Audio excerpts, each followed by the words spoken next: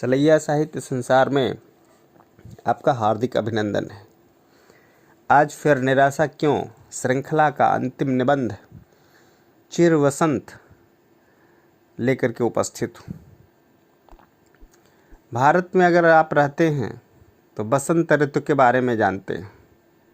6 ऋतुएं हमारे देश में पाई जाती हैं, लेकिन बसंत को ऋतुराज कहा जाता है।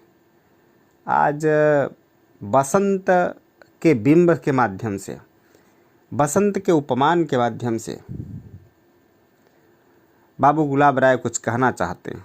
अपनी दार्शनिक निबंधों की श्रृंखला के अंतिम निबंध के माध्यम से एक विशेष बात जीवन के लिए जो बहुत ज़रूरी है, बहुत ज़रूरी दस्तावेज है, रखना चाहते हैं। मैं आपके समक्ष चिर वसंत लेकर के उपस्थित हूँ। सर्वप्रिय चारुतरम वसंते, बसंत ऋतु में सभी पदार्थ मनोमोहिनी शोभा धारण कर मनुष्य के चित्त को चलायमान कर देते हैं। केवल मनुष्य का चित्त ही चलायमान नहीं होता, बल्कि सारी चराचर सृष्टि में ऋतुराज के स्वागतार्थ क्रिया की स्फूर्ति होने लगती है। वृक्ष और लताएं हर्षोत्फुल्ल होकर के अपने सुंदर अंगों को नूतन पल्लवों के विकास से पुलक पुल्लवित बना देती हैं। शीतल मंद सुगंध वायु का सुखद संचालन, विविध विचित्र विहंगों का सरस कलरव और पशुओं की भांति भांति की केली, ये सब क्रिया संचार की साक्षी हो रही हैं। फूल नव सृष्टि की प्रसन्नता में फूल उठते हैं। चारों ओर हर्ष और उत्साह का साम्राज्य स्थापित हो जाता है।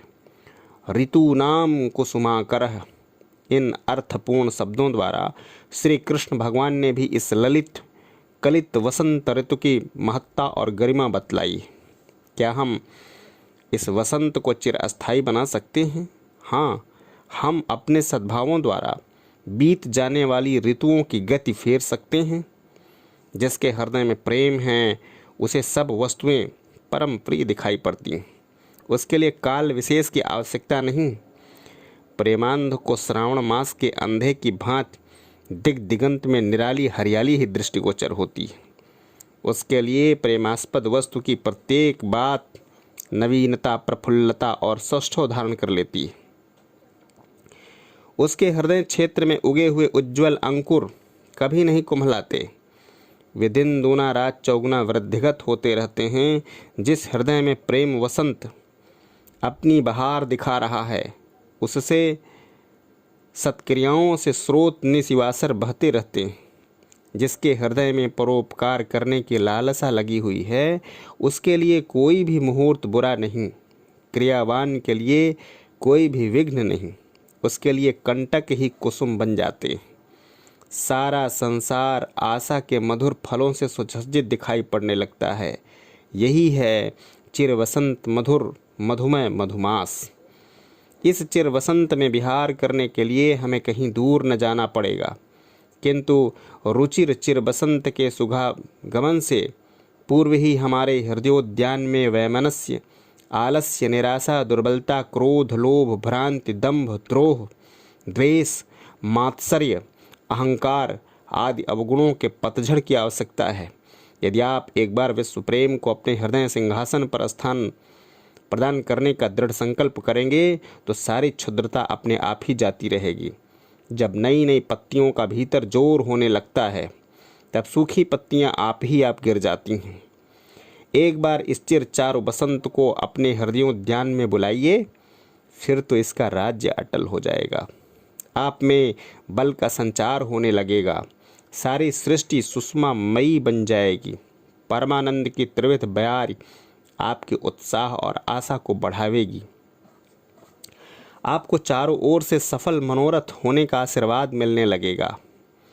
वसंत के आ जाने पर पतझड़ की ओर कोई ध्यान नहीं देता। एक बार प्रेम वसंत की स्थापना हो जाने पर फिर सब पिछली निराशाएं नाम शेष रह जाएंगी।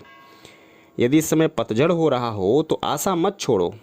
पतझड़ ही बसंत की सुहावनी सूचना है। वसंत अपने समय पर आवेगा।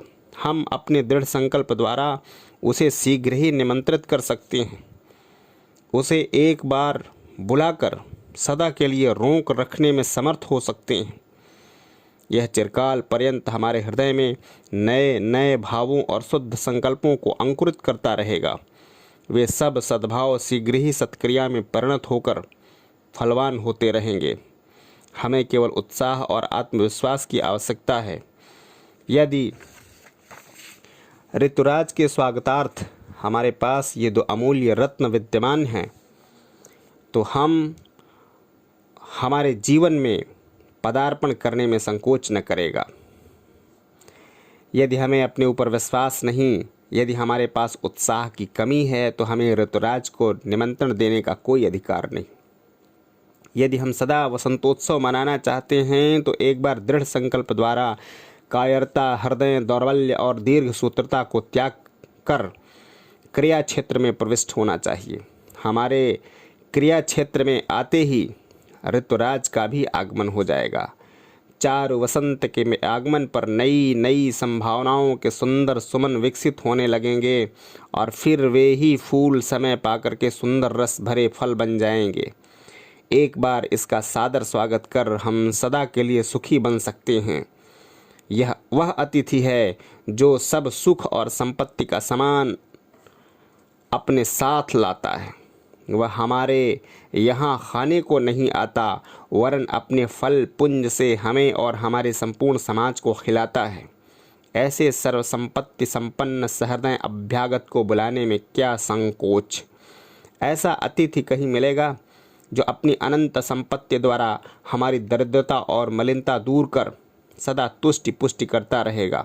यदि हम इसका निरादर नहीं करेंगे, यदि हम इसका सहर्ष स्वागत करेंगे, तो यह परम उदारता के साथ हमारे ऊपर हमारा हर्ष और उत्साह बढ़ाने के लिए सदा सफलता रूपी सुंदर सुमनों की वृष्टि करता रहेगा। फिर निराशा क्यों, फिर हताशा क्यों। जय हिंद, वंदे मातरम।